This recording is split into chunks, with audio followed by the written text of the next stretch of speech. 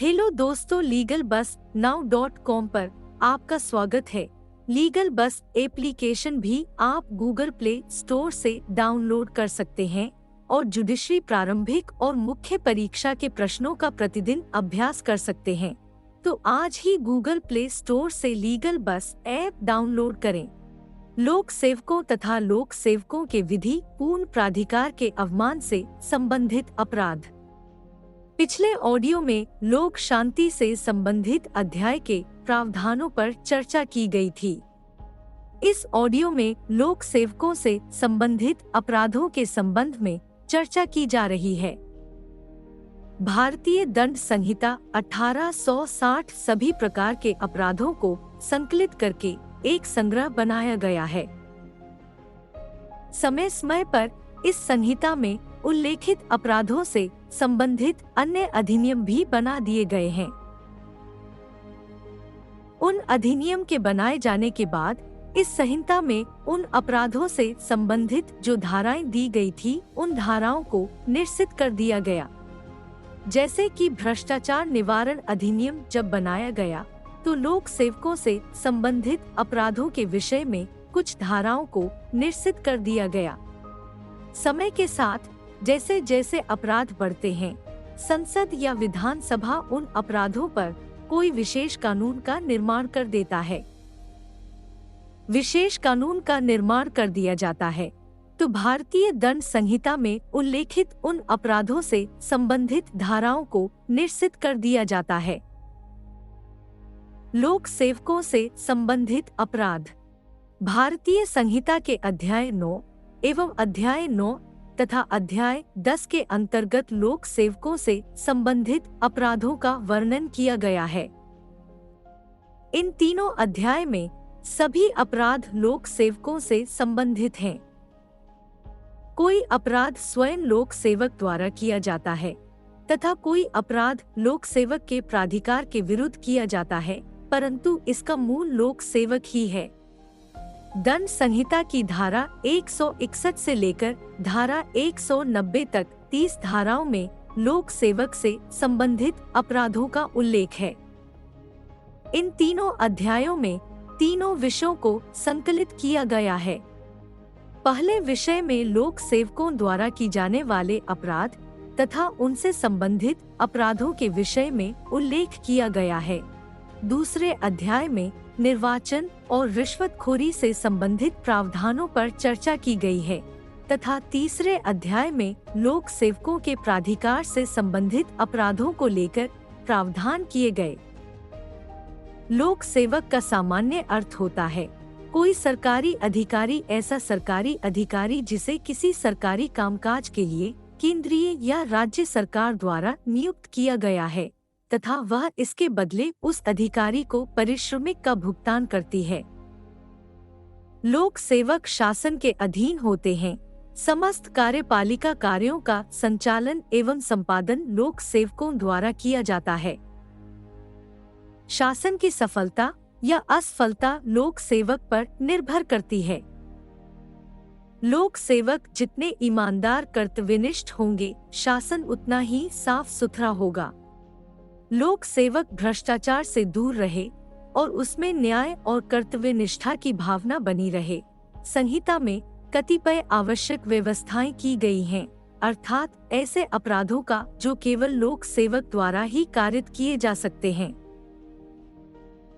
भारत दंड संहिता के अध्याय 9 में सामान्य रूप से 4 प्रकार के अपराधों का उल्लेख किया गया है। 1. घूस अथवा रिश्वत के सहवर्ती अपराध। 2. बेईमानी पूर्ण कार्य। 3. विधि विरुद्ध कार्य। 4. लोक सेवक का प्रतिरूपण। भारतीय दंड संहिता के अध्याय 9 के अंतर्गत धारा 161 से लेकर धारा 165 तक भ्रष्टाचार निवारण अधिनियम 1968 की धारा 31 द्वारा धाराओं को विलोपित कर दिया गया है। इन धारा को भारतीय दंड संहिता से विलोपित करने तथा भ्रष्टाचार निवारण अधिनियम 1980 में स्थान देने का मुख्य उद्देश्य भ्रष्टाचार जैसे अर्थ और समाज विरोधी अपराधों से कठोरता से निपटना है। धारा 166 भारतीय दंड संहिता की धारा 164 के अनुसार जो कोई लोक सेवक होते हुए विधि के किसी ऐसे निर्देश की जो उस ढंग के बारे में हो जिस ढंग से लोक सेवक के नाते उसे आचरण करना है जानते हुए अवज्ञा इस आशय से यह संभव जानते हुए करेगा, ऐसी अवज्ञा से वह किसी व्यक्ति को क्षति कारित करेगा, वह सादा कारावास जिसकी अवधि 1 वर्ष तक की हो सकेगी या जुर्माने से दंडित किया जाएगा। भारतीय दंड संहिता की धारा के अनुसार जानबूझकर किसी व्यक्ति को क्षति कारित करने के आशय से विधि की अवज्ञा करने वाले लोक सेवकों के लिए यह धारा दंड की व्यवस्था करती है, लेकिन यदि कोई लोक सेवक केवल नियमों का उल्लंघन करता है तो वह इस धारा के अंतर्गत दंडनीय नहीं है। भारतीय दंड संहिता की धारा 166 और 166B यह धारा लोक सेवक विधि के अधीन के निर्देश की अवज्ञा करता है उसके संबंध में उल्लेख कर रही है। इस धारा के अनुसार विधि के किसी ऐसे निर्देश की जो उसको किसी अपराध है किसी अन्य मामले में अन्वेषण के प्रयोजन के लिए किसी व्यक्ति की किसी स्थान पर उपस्थिति की अपेक्षा किए जाने से प्रतिषिद्ध करता है, जानते हुए अवज्ञा करता है।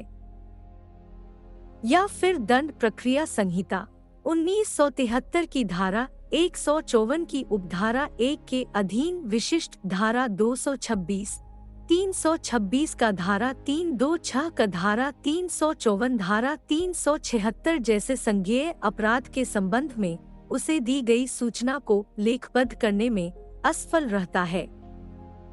जैसे किसी पुलिस अधिकारी को किसी महिला ने धारा 376 के संबंध में कोई सूचना दी तथा पुलिस अधिकारी उसकी सूचना पर बलात्कार से संबंधित कोई रिपोर्ट नहीं लिख रहा है। यहाँ पर धारा 166 के अधीन इस प्रकार का अपराध कारित करने पर 2 महीने तक के कठोर कारावास और जुर्माने के दंड का प्रावधान किया गया। धारा 167 धारा 166 धारा 167 के अंतर्गत किसी लोक सेवक द्वारा किए जाने वाले दोनों ही कार्य निर्देश की अवज्ञा करना और दस्तावेज की इलेक्ट्रॉनिक अभिलेख की अशुद्ध रचना या उसका अशुद्ध अनुवाद करना ऐसे हैं जो बेईमानी पूर्ण आशय से किसी व्यक्ति को क्षति कारित करने के लिए किए जाते हैं। धारा 168 लोक सेवक होते हुए कोई व्यापार करना। भारत दंड संहिता की धारा 168 के अंतर्गत लोक सेवक होते हुए कोई व्यापार करना दंडनीय अपराध है। कुछ लोक सेवकों की सेवा के अधीन शासन द्वारा शर्तों को तय किया जाता है कि किसी लोक सेवक द्वारा कोई व्यापार नहीं किया जाएगा, उसके पश्चात भी लोक सेवक द्वारा कोई व्यापार किया जाता है तो इसके परिणाम स्वरूप ऐसे लोक सेवक को 1 वर्ष तक की अवधि के कारावास के दंड का निर्धारण किया गया है और इसके साथ जुर्माना भी आरोपित किया गया है। धारा 169 लोक सेवक द्वारा जो विधि विरुद्ध रूप से संपत्ति क्रय करता है या उसके लिए बोली लगाता है। धारा 168 में प्रयुक्त शब्द व्यापार में सभी प्रकार के व्यापार कारोबार धंधे सम्मिलित हैं तथा धारा 169 में कोई ऐसी संपत्ति को खरीदना जो विधि विरुद्ध है, जैसे कि कोई चोरी के संपत्ति खरीदना या प्राप्त करने के लिए किया गया करार व्यापार की परिभाषा में नहीं आता है। जहां कोई व्यक्ति पर शिक्षण प्राप्त करने के लिए अप्रेंटिस के रूप में रेलवे प्रशासन के साथ करार करता है, वहां मात्र शिष्यवृत्ति प्राप्त करने के आधार पर यह नहीं कहा जा सकता कि वह रेलवे प्रशासन के साथ में सम्मिलित हुआ था। रेलवे की सेवा में सम्मिलित होना था, न कि रेलवे के साथ कोई व्यापार व्यवस्था करना। धारा 169 के अधीन यदि कोई व्यक्ति लोक सेवक रहते हुए ऐसे लोक सेवक के नाते इस बात के लिए वैध रूप से आबद्ध होते हुए कि वह आमुख संपत्ति को न तो क्या करें और न उसके लिए बोली लगाएं, या तो अपने निज के नाम में या किसी दूसरे के नाम में अथवा दूसरों के साथ संयुक्त रूप से या अंशों में उस संपत्ति को क्या करेगा या उसके लिए बोली लगाएगा, तो ऐसी स्थिति में 2 वर्ष तक के साधारण कारावास के दंड का निर्धारण किया गया है और उसके साथ में जुर्माना भी अधिरोपित किया जाएगा। धारा 170 भारतीय दंड संहिता की धारा 170 लोक सेवक की नकल करने को भी अपराध घोषित करती है। कोई व्यक्ति लोक सेवक की वेशभूषा पहनकर या नाटक के द्वारा लोक सेवक की नकल करता है जिससे यह प्रतीत हो कि वह व्यक्ति लोक सेवक हो। जैसे कि कोई व्यक्ति पुलिस की ड्रेस पहनकर समाज में घूमकर लोगों को यह कह रहा है कि वह पुलिस है तथा राज्य शासन के अधीन कार्य करता है, यह स्थिति भी भारतीय दंड संहिता के अंतर्गत अपराध है। यदि कोई इस प्रकार से मिथ्या नाटक के माध्यम से समाज में संदेश देता है कि वह लोक सेवक है तथा लोक सेवक का प्रतिरूपण करता है, तो ऐसी स्थिति में 2 वर्ष तक के कारावास का प्रावधान किया गया है। संहिता की धारा 170 के अंतर्गत 2 वर्ष का कारावास दिया जाएगा। इसी प्रकार भारतीय दंड संहिता की धारा 171 के अधीन मात्र प्रतिरूपण धारा के अंतर्गत अपराध का गठन नहीं करता जब तक कि प्रतिरूपण करने वाला ऐसा व्यक्ति उस लोक सेवक के पद आभास के अंतर्गत कोई कार्य नहीं कर लेता या करने का प्रयास नहीं कर लेता। इस संबंध में एक महत्वपूर्ण मामला है। इस मामले में एक व्यक्ति पुलिस का जैकेट अपनी बगल में दबाए हुए ले जा रहा था, इस आशय से कि लोग यह विश्वास कर ले कि वह पुलिस का सिपाही है। यह धारण किया गया कि उसका यह कार्य अपने आप में अपराध नहीं है। भारतीय दंड संहिता की धारा 171 के अंतर्गत दोष सिद्धि के लिए कुछ बातों का होना आवश्यक है तथा यह बातें जब सिद्ध होती है तो ही इन धाराओं के अंतर्गत किसी व्यक्ति को दोष सिद्ध किया जा सकता है। किसी व्यक्ति द्वारा किसी लोक सेवक के पद को यह जानते हुए कि वह ऐसा पद धारण नहीं करता है, धारण करने का आदेश किया जाना। ऐसे पद धारण करने वाले किसी अन्य व्यक्ति का प्रतिरूपण किया जाना। ऐसे व्यक्ति द्वारा ऐसे पदभास के अंतर्गत कोई कार्य किया जाना अथवा करने का प्रयत्न किया जाना। संहिता की धारा 171 के अंतर्गत अभियुक्त का लोक सेवक के किसी विशिष्ट वर्ग का नहीं होना और ऐसे विशिष्ट वर्ग की पोशाक अथवा टोकन धारण करना और ऐसा इसलिए किया जाना कि लोग उसे कोई विशिष्ट सेवक समझे। नाटक, अभिनय इत्यादि के लिए पुलिस की पोशाक धारण करना अपराध नहीं है, परंतु ऐसा नाटक इसलिए किया जाना क्योंकि लोग उसे वाकई में पुलिस वाला समझने लग जाए, यह अपराध है। जब इस प्रकार के नाटक के पीछे आशय स्वयं को लोक सेवक बताकर कोई कार्य कर दिया जाए, तब भारतीय दंड संहिता की धारा 171 ऐसे कार्य को अपराध करार देती है। निर्वाचन संबंधी अपराध। भारतीय दंड संहिता का अध्याय 9 निर्वाचन संबंधी अपराधों के संबंध में प्रावधान करता है।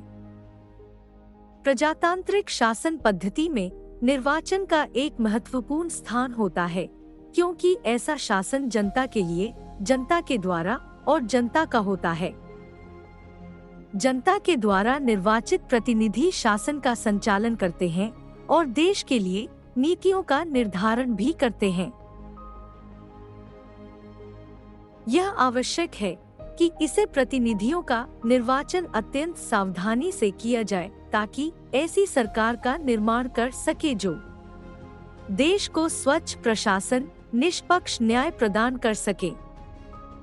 भारतीय दंड संहिता के इस अध्याय को सन 1920 के भारतीय निर्वाचन अपराध जांच अधिनियम के द्वारा संहिता में शामिल किया गया है। इस अध्याय में धारा 171 के अंतर्गत धाराओं को जोड़ा गया है। इस अध्याय में निर्वाचन की परिभाषा प्रस्तुत की गई है। धारा 171 का निर्वाचन संबंधी परिभाषा को प्रस्तुत करती है जिसके अनुसार निर्वाचन अधिकार से अभिप्राय है निर्वाचन में खड़ा होना या खड़ा न होना, उम्मीदवार सूची से अपना नाम वापस ले लेना या मतदान करना। इस धारा के अंतर्गत निर्वाचन से संबंधित रिश्वतखोरी को अपराध घोषित किया गया है। निर्वाचन में असमयिक असर डालने वाले कामों को भी दंड संहिता के अंतर्गत अपराध घोषित किया गया है। चुनाव निष्पक्ष होना चाहिए। चुनाव में किसी भी प्रकार के आपराधिक कार्य और लोभ का समावेश नहीं होना चाहिए। जो भी किसी उम्मीदवार जब मतदाता को किसी ऐसे व्यक्ति को जिसे किसी उम्मीदवार या मतदाता का निर्वाचन संबंधित संबंध है किसी प्रकार की क्षति पहुंचाने की धमकी देता है, यह किसी उम्मीदवार या मतदाता को यह विश्वास करने के लिए प्रेरित करता है कि वह या कोई व्यक्ति जिससे उसका हित है किसी भी कारण से नुकसान में रहेगा, जैसे कि देवी प्रकोप आ जाएगा या फिर आध्यात्मिक निंदा हो जाएगी इत्यादि विषय को असमयिक असर कहा जाता है। भारतीय दंड संहिता की धारा 171 के अंतर्गत निर्वाचन के प्रतिरूपण को भी अपराध घोषित किया गया है। इस धारा के अंतर्गत भ्रष्टाचार का होना आवश्यक माना गया है। जहां कोई व्यक्ति किसी चुनाव में मतदान कर चुका है और वही व्यक्ति उसी चुनाव में दोबारा मतपत्र की मांग करता है, तो वह इस धारा के अधीन दंडनीय अपराध का दोषी माना जाएगा। लेकिन यदि कोई व्यक्ति तत्समय प्रवृत्त किसी विधि के अधीन किसी अन्य निर्वाचक की ओर से प्रॉक्सी के तौर पर मतदान करता है, तो उस पर धारा 171 के उपबंध लागू नहीं होंगे। निर्वाचन संबंधी अपराधों के इस खंड में रिश्वत लेने के लिए 1 वर्ष तक की अवधि का कारावास निर्धारित किया गया है। चुनाव में असम में असमयिक असर और प्रतिरूपण करने अर्थात फर्जी मतदान करने के लिए 1 वर्ष तक की अवधि का कारावास निर्धारित किया गया है। धारा 171 की धारा जा के अनुसार जो कोई किसी अभ्यर्थी के साधारण या विशेष लिखित प्राधिकार के बिना ऐसे अभ्यर्थी का निर्वाचन अग्रसर करने या निर्वाचन करा देने के लिए कोई सार्वजनिक सभा करने में या किसी विज्ञापन परिपत्र या प्रकाशन या किसी अन्य ढंग से वह करेगा, अर्थात किसी प्रकार से मतदाताओं को रुपए देकर बरगलाया जाएगा तथा उनसे मत लिया जाएगा, ऐसी स्थिति में 500 रुपए तक का जुर्माना अधिरोपित किया जा सकता है। अध्याय 10 भारतीय दंड संहिता 1860। भारतीय दंड संहिता का अध्याय 10 लोक सेवकों के विधिपूर्ण अधिकार के अवमान के संबंध में उल्लेख कर रहा है। अधिकार एवं कर्तव्य दोनों एक दूसरे के सहवर्ती हैं। एक के अभाव में दूसरे के स्थिति की कल्पना ही नहीं की जा सकती। प्रत्येक व्यक्ति का यह कर्तव्य है कि वह अधिकार के साथ साथ अपने दायित्व को भी ईमानदारी के साथ निष्ठा और सच्चाई से निर्वाह करें। इस उद्देश्य से भारत एन संहिता अध्याय 10 के अंतर्गत लोक सेवकों के प्राधिकार की अवमानना करने को अपराध माना गया है तथा यह दंड संहिता के अंतर्गत एक महत्वपूर्ण अपराध है। अध्याय 10 का अध्ययन करने के बाद लोक सेवकों के विधि पूर्ण प्राधिकार के अवमान से संबंधित अपराधों को कुछ धाराओं में विभक्त किया जा सकता है। 1. स्वेच्छा पूर्वक किसी लोक कर्तव्य का पालन नहीं करना है। 2. स्वेच्छा पूर्वक कतिपय कार्यों के पालन से इनकार करना। 3. लोक सेवक को मिथ्या सूचना देना। 4. अवैध संपत्ति का क्रय करना या बोली लगाना। 5. लोक सेवक को बाधा पहुंचाना या उसके आदेश का पालन न करना। 6. लोक सेवक को नुकसान पहुंचाने की धमकी देना। इन सभी बातों को भारतीय दंड संहिता के अध्याय 10 के अंतर्गत लोक सेवकों के विधिपूर्ण प्राधिकार के अवमान से संबंधित अपराधों के अंतर्गत उल्लेखित किया गया है, जिनका उल्लेख धारा 172 से लेकर धारा 190 तक है। कोरोना संक्रमण काल हाल में अत्यंत प्रचलित रहने वाली धारा 188 भी इसी अध्याय का हिस्सा है, जिसके अंतर्गत लोक सेवक द्वारा दिए गए आदेश की अवमानना पर दंड की व्यवस्था की गई है।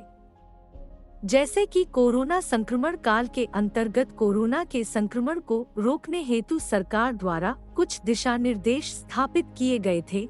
इन दिशा निर्देशों को नहीं मानने के परिणाम स्वरूप धारा 188 के अंतर्गत कार्यवाही की जाती थी। इन धाराओं के अंतर्गत छोटे छोटे दंड और जुर्माने से संबंधित अपराध है। कुछ अपराधों में 1 माह का कारावास तथा जुर्माना, कुछ अपराधों में 6 माह का कारावास तथा जुर्माना, अधिकतम 1 वर्ष का कारावास और जुर्माना निर्धारित किया गया है। धारा 177 झूठी सूचना देने के संदर्भ में उल्लेख करती है। इस धारा के अनुसार किसी लोक सेवक को मिथ्या सूचना दी जाती है। ऐसी झूठी सूचना देने के पर 6 माह तक की अवधि के कारावास का निर्धारण किया गया है।